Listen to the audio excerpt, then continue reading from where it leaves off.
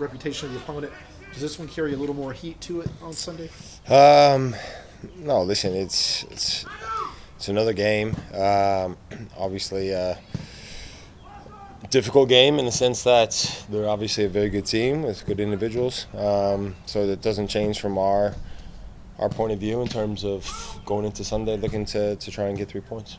How are they different under Mascherano with some of the additions in the back than last year when y'all faced them in the playoffs? Yeah, I mean, listen, I think when you add a new manager, when you add the new players that they've added, I think they cover a little bit more ground, a bit more movement from certain individuals.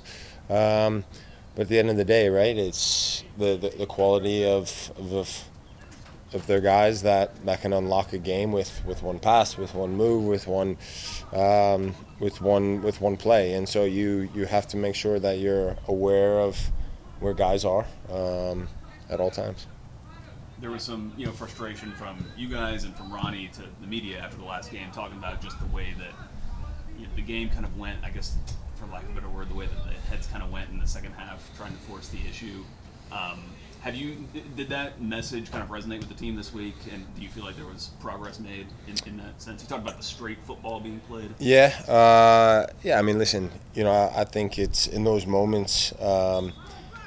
It's never as bad as you think it is, and it's never as good as you think it is. And when you go back and you look at different clips throughout that game, throughout the second half, there were some good moments, and there were some bad moments. And just little things, missed passes, missed touch, turn the ball over after defending for maybe a little bit, and then you win it back and you turn it over with one pass, with one ball, with the second touch. And so it's these types of things that then can start to mount and build and become frustrating. And that being said, you look at the first half and the chances we created. If we put those away, it's a different conversation. And but that's the nature of sports. That's why we play the game. And I think when you look at this past week of training in terms of what we're looking to do, as Doug was saying, it's now week 4, right? It's game 4. We've got to continue to build. We knew going into the start of the season it wasn't going to be perfect in week 1. It wasn't going to be perfect by week 6. It's a continuation. It's a process, and we want to build on the good things and try and eradicate the sloppy play and maybe some of the not so good things. Clean sheet last time out. You didn't have to make a save. What went well defensively in front of you? I think our organization was tremendous. I think our ability to cut off passing lanes and more so just our willingness to affect the ball, to get in, not just get into a position, but then actually challenge the ball, affect the ball. I told Stan and Derek they each made unbelievable blocks in the first half on transition plays, and those are moments that are huge, right? Because in the first half, right, we have loads of chances, but you give them a half a chance, and we don't make that block, and next thing you know, that finds the bottom corner, and it's again a different conversation to what we're having. And so those are huge plays, and we're going to need a lot more of that in terms of Sunday, but also just going forward, and that needs to be the precedent that we set for ourselves in terms of how we stay organized, the communication, the willingness to run, the willingness to tackle, the willingness to affect the ball. How much of that was having Derek back in the starting lineup, the organization and the communication? Yeah, I mean, obviously, listen, Derek, we know what he brings. We know what his ability is in terms of communication and organization. But at the same time, it's like I said, it's you can talk all you want, and a lot of times stuff's probably not being heard as clear as you want it to be, right? There's 50,000 people in the stadium. It's loud. It's chaotic at times. But you need people that understand what's happening in the game, and you need people to understand situations and read situations, and he's certainly someone that could do that. It's an odd question. Who's the vice captain on the team? Who's allowed to talk to the referee if it's up the field? 'Cause We were wondering about this in the first half of last week's game. Yeah, I'm 99.9% sure, unless it's changed, since it was communicated to us in week 1 that Miguel is. Okay. Now, on this topic, there was a certain media member who was commenting about this. His name is Dax McCarty. Gotcha. Talking about communication, the Never heard fact of that you're this team's biggest leader, but you're playing at the back, and so sometimes that communication could be hard to come by. As a goalkeeper, have you ever noticed that? Just generally speaking, not talking about this year necessarily, but difficulty in trying to get your message across, whatever you want to communicate to the team. Just a difficulty doing that from your position on the field. Listen, I'm not going to go and tell Manu how to make runs in behind, and I'm not going to tell Miguel what he should do, like in the attacking third. So, in terms of those messages, no, those aren't my messages to relay. Those aren't, my messages to try and get across to those guys on the other side of the pitch.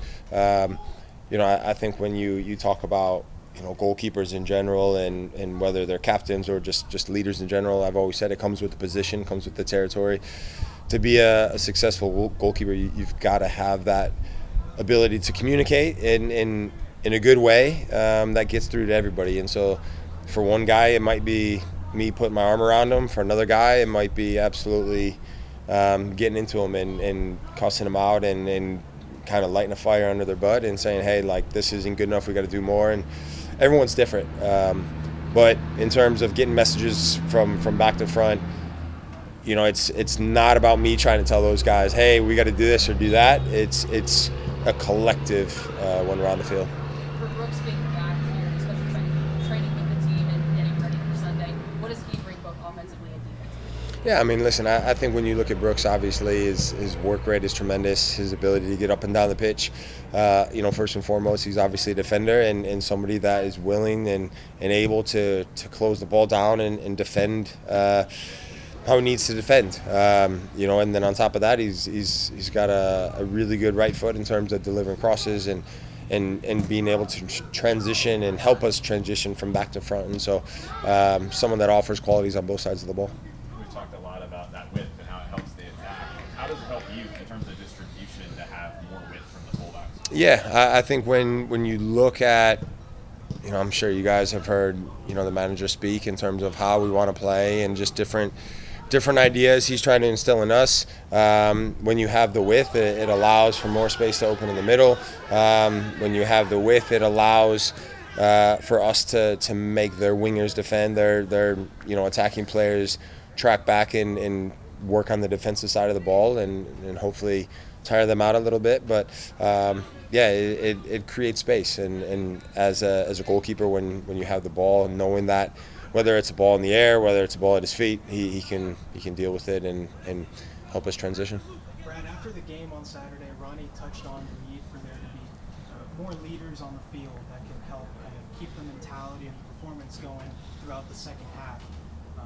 Obviously, you're the captain, biggest leader on the team, but what other leaders have you seen developing on this squad? Yeah, I mean, listen, I think everybody in their own right is slowly,